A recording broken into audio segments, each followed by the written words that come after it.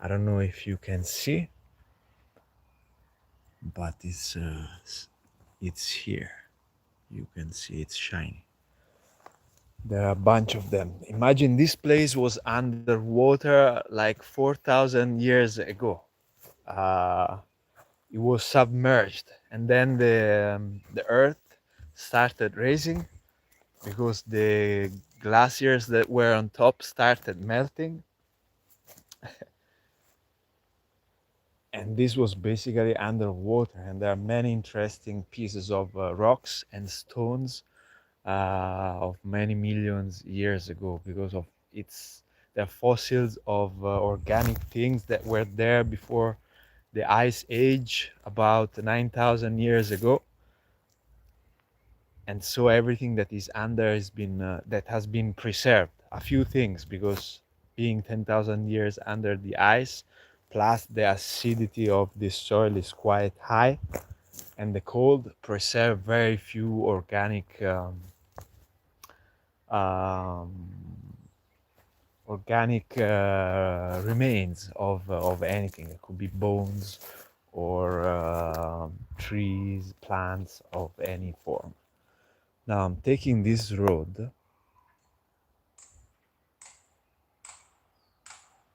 and I show you around a little bit, and then we start the discussion on the topic. Maybe some people come in the live and they will join, and we can have a more interesting conversation about how did we get from the stone tools all the way to these smartphones.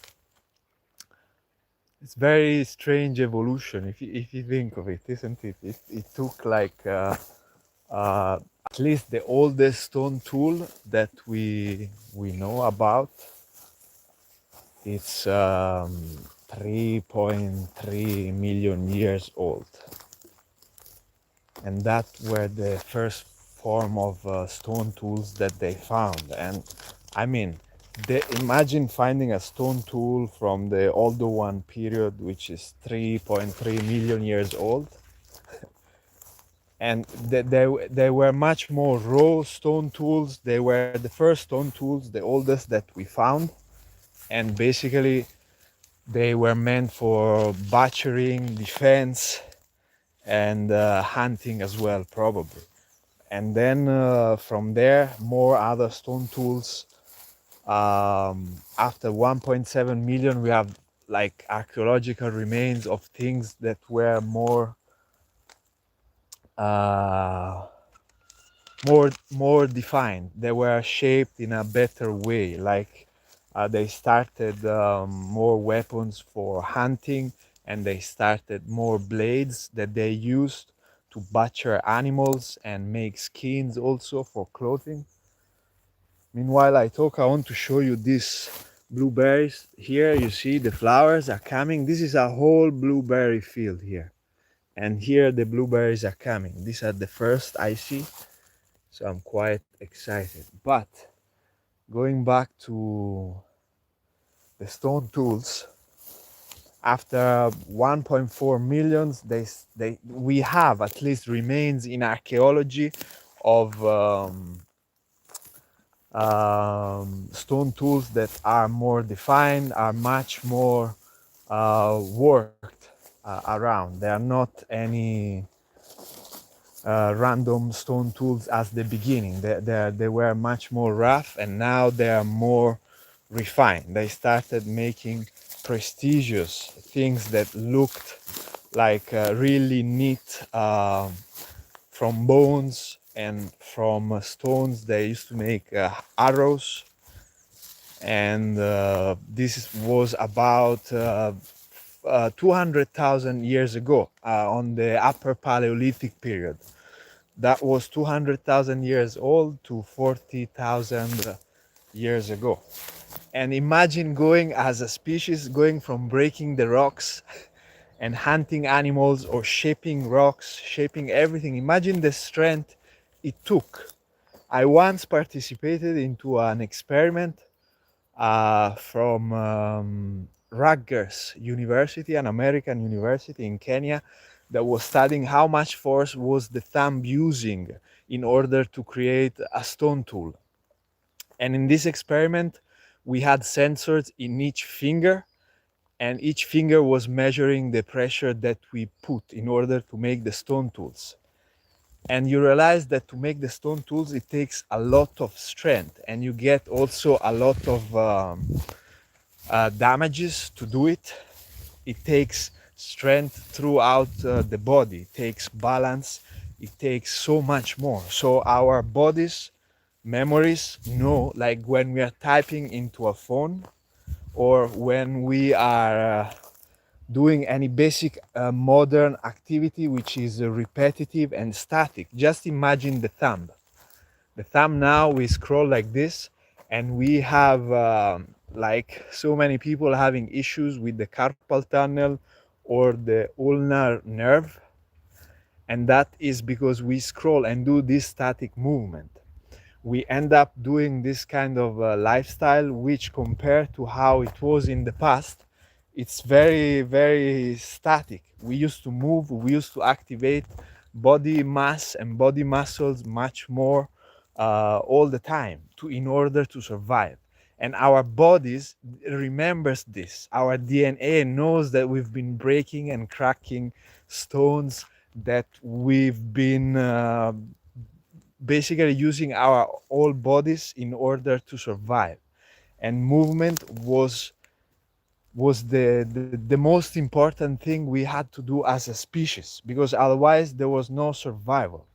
And the thumb example that we have now, that it just go up and down, it's a reflection of how much we change, going from cracking nuts into moving the thumb in order to survive. You can literally, in some places, you can survive just by sitting on a sofa and doing everything from your laptop. You can work from your laptop, you can order groceries from your phone, from your lap. You don't even need a laptop. And it's very interesting because our brain is meant to be structured to move. You know, I don't know if you ever observed the animals in captivity in the zoos. They are clearly stressed. They start losing their fur, and they basically have stress behaviors, and also they get sick much more often than when they live into the nature. And the same thing, it's for us. It's because we are structured to survive into nature, and the time we are totally detached from our environment, we become like an animal in captivity.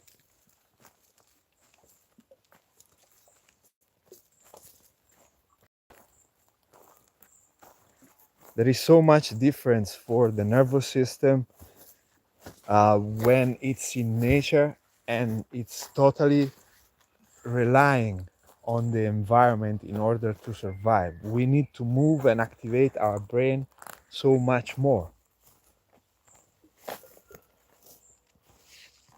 And this also, it makes us efficient human beings when we activate ourselves more. Because when we don't activate ourselves more, that's when we start getting the so-called psychological disease, because we rely on dopamine that is synthetic, is based on what we watch passively, and is not based on a performance, on an action that stimulates electricity through our brain and body. um, Hello, greetings from Pennsylvania. What's up from the chat? But going back to the discussion of our body is a primordial machine. It's so old. Imagine how long it took for the human body to adapt and adjust to exist in full nature. Because now we have the tarmac, we have the roads, we got used to, if we have bumps in the road, we complain. But imagine like these guys making stone tools 3 million years ago, and they were surviving in very very harsh environments with very very wild animals. There would have been here, I mean, it was a totally different environment 4 million years ago. But even now, if you go into some places where there are no people, there are bears, there is wolves, there is lynx, there is foxes, there is all sort of wildlife. This is because humans left a part of it untouched, but otherwise it would have not been possible. And it's basically what it is. It's always changing, and that's why when we speak of climate change, we should bear in mind like how did Earth look like, how many millions years ago. Like this place, just 10,000 years ago, was a sheet of ice, totally filled with ice. So imagine there wouldn't be life, and before that, it was water.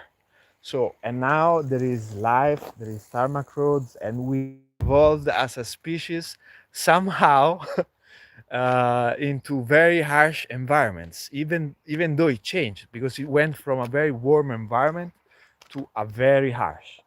And imagine as a modern human being that instead of using the brain to breaking those stones and having to survive outside, we are sitting on our sofa and we don't really know how to survive in nature because as modern people in the cities, you don't really learn how to survive. We barely learn how to cut woods if you have a fireplace at home.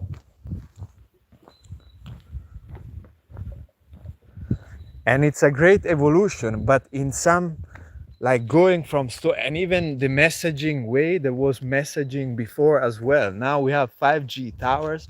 Before they had towers that used to emanate smoke in order to communicate from one place to the other, and each smoke signal had a meaning. And instead of now, like we went from the telegraph, they were in, what was it, 1870, they made the telegraph, and they were communicating through vibration only. There was no voice, there was no repetition of voice.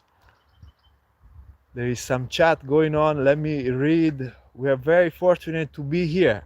Indeed, Randy. Yeah, thanks for pointing that out. It's Earth. It's it's an undescribable thing, being human on Earth. If you detach yourself and observe it from like from above, from an external point of view, it's an unbelievable thing to be human, be part of an evolution of a constantly changing environment. Just thinking that here was full of water and those rocks have been submerged for millions of years, and now we have full of trees and tarmac that people build. It's impressive. It's something that is magic. It's beyond any explanation, that just deserve, like Randy said in the chat, gratitude. It's it's a mystery that has to be embraced, and we forgot that connection because our bodies naturally are meant to move. We've been nomads for like 98% of our existence, isn't it? And we've been moving, shifting places. But from the Holocene, which is like 10,000 years ago, when we started making metals and we started settling with agriculture, then we started settling down into communities of agricultural men and not just nomads or hunters and gatherers or pastoralists. Those are, at least, are the main shifts that we can talk about according to the archaeological evidence that we have. But there is much more evidence to come because we based all our knowledge on human evolution and development of ancient civilization until now, based on very, very few artifacts compared to how big and old ancient humans are. and you look at the number of artifacts that we have available, it's very little, and it doesn't really explain everything. And for this reason, we have to beat like human what, in the sense we have to still question what we are, because there's so much to discover, both underground and both by observing reality ourselves. And we basically just have to keep an open mind in terms of understanding reality, because if archaeologists used only that part of tools found, only this small part of tools found, they cannot justify a whole evolutionary process. It's a million years. Like the oldest stone tools we spoke about was found 3.3 million years ago. That's the old one, times in Africa. And those stone tools were the most rough that they used to do. And then humans evolved, according to archaeological evidence, to a much more defined and more useful stone tools that could be used for more purposes, and they could adjust to reality in a smarter way, basically utilizing the environment to their benefits for smarter survival purposes.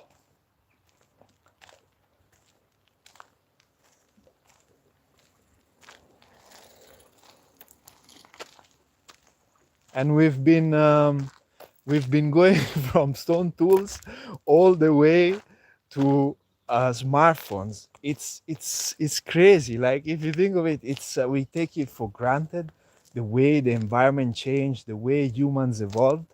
That is like we reached the epitome. We have reached the top of evolution, but yet we don't know what we are as a species and what reality really is. We just assume about some evolutionary things based on archaeological artifacts and studies, but we actually don't really know yet. It's like ancient remains, if you look at the little bit we looked, because there is so much stuff underground that still we have to look into. But the little we looked, we know that these people were much more connected to the nature and reality and the entire ecosystem.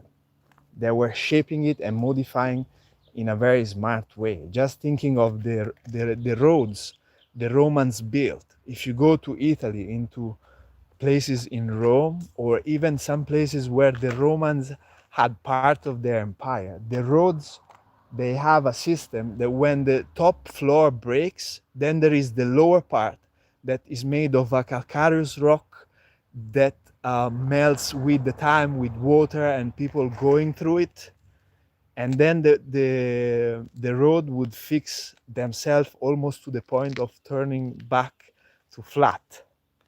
And right now we think that just putting tarmac is the smartest thing, but they actually had a way and they had roads, the Romans, that are still up to today, people walk on them. There is like whole architectural structures where Romans built more than 2,000 years ago, and we still walk on them. People still go and admire.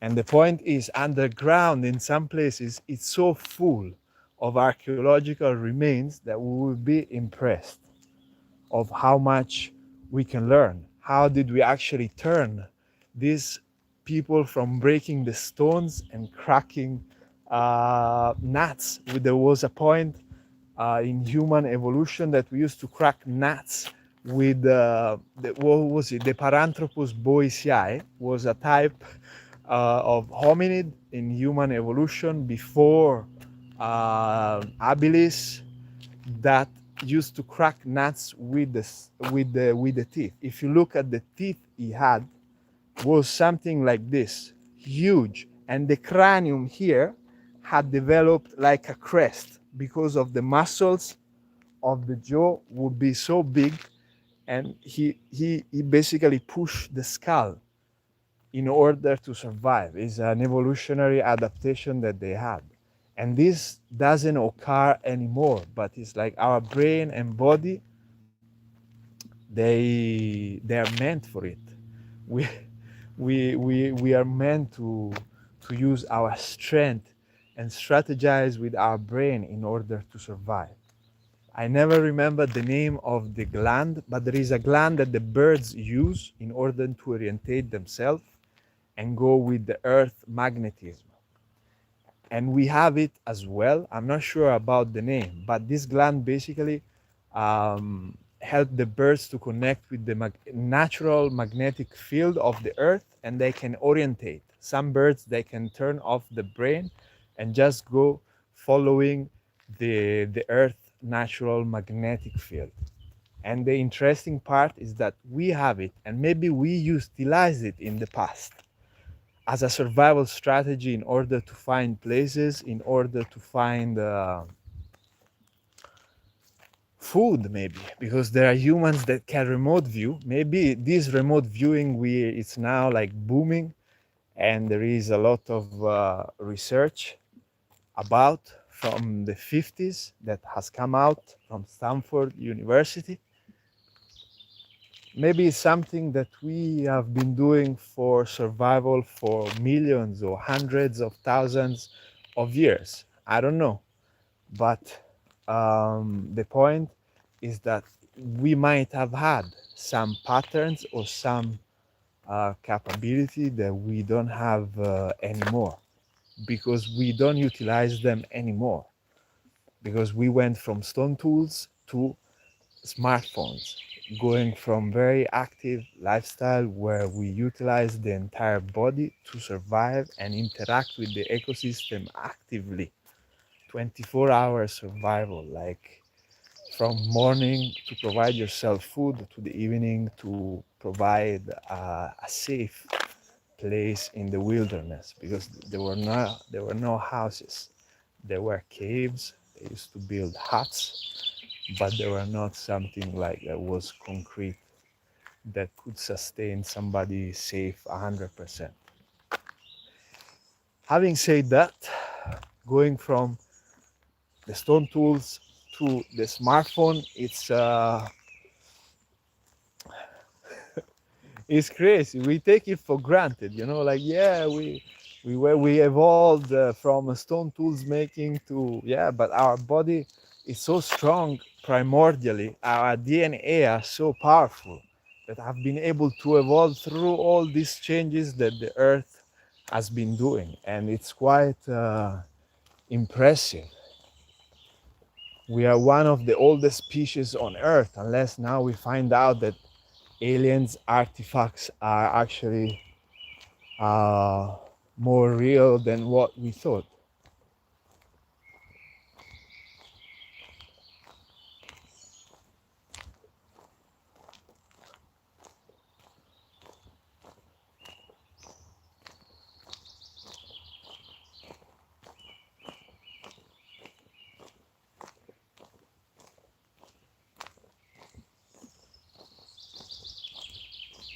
There's so many birds. And if you think the birds are the only wild species left around, it's like us, humans, and the birds in most places in the world. Most wildlife, it's kind of disappearing. It's very interesting. It's like the time there was no digitalization and mass industrialization. It was more, we just ate what we needed because we just had to wake up, go and survive. But instead now we have the smartphone, and it's it's the way it is. Which way is the light? Here. So this has been an interesting live. I will publish this video and try to make more on topic videos soon. I will start to do podcasts and invite other human beings to join. And yeah, Thank you for watching. It would be interesting if people would have their own views on smartphones and maybe share their experience as well with the thumb. I feel my thumb gets stuck when I scroll a lot. It's interesting, huh? How different problems we have as a species now compared to hundreds of thousands of years ago, and how the problem changes, how they shifted more from a physical problem to spiritual to being psychological.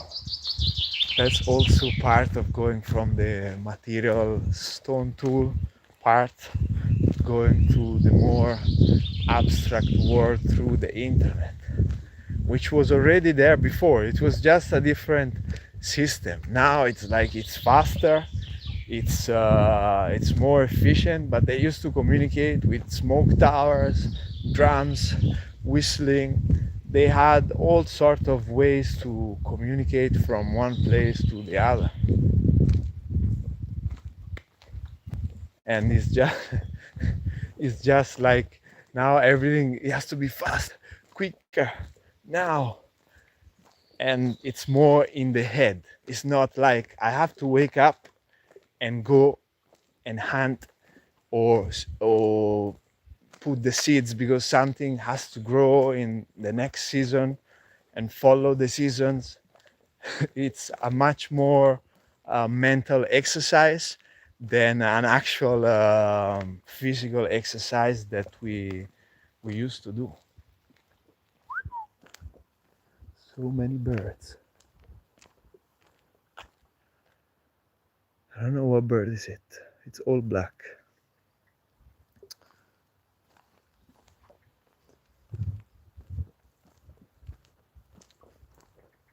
So the main difference, I think, between the lifestyle is not just the depth of amount of communication we have now compared to before, but it's the rhythm and how static it is, because it's like modern life has a fast pace, but it's not that it requires necessarily a fast physical pace. It's more of a mental pace, pace that you have to follow to to be able to survive in a modern environment.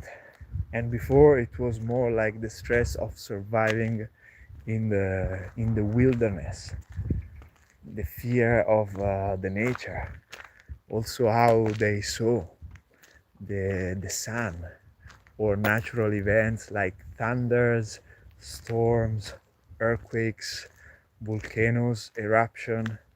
This place millions years ago had volcanoes that are now underground, and it changed.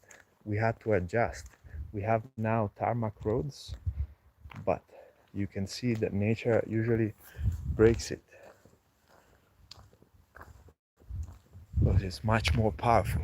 I really like those plants that pop up from the tarmac. They show they don't really care if you make the road on top.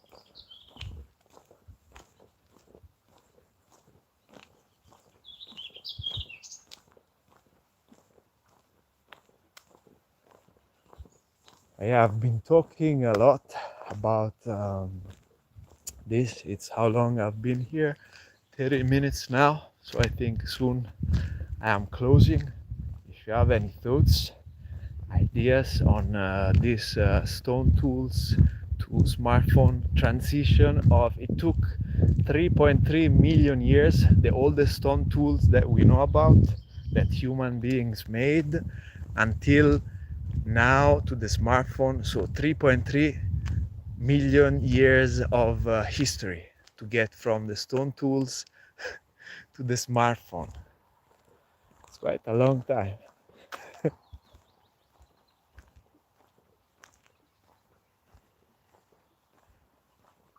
I wonder what will be in 10,000 years or in another 3 million years, because the stone tools, we went from very rough stone tools to much more perfectly shaped stone tools. So with the smartphone, what could happen? We went from the telegraph to the phone with the audio to the smartphone and the phone, and now I don't know. It's probably gonna be interesting. What I think it could change totally evolution from this standpoint is the boogosphere, because we think we have the highest technology known as humans. But this boogosphere that was found in Colombia, there is the video of it. You can Google it, Buga, and it's a sphere that could sustain itself with electrostaticism, basically on the air. And they found some resin in it, and so that's why they were able some resin that kept some cable structures inside together, and that's why they were capable of dating. So imagine if now we have the smartphones. That was the point. And before they were capable, 12,000 years ago instead, we find out that they were capable of doing technologies such as the boogosphere that can float on air without any electricity or any power for 12,000 years.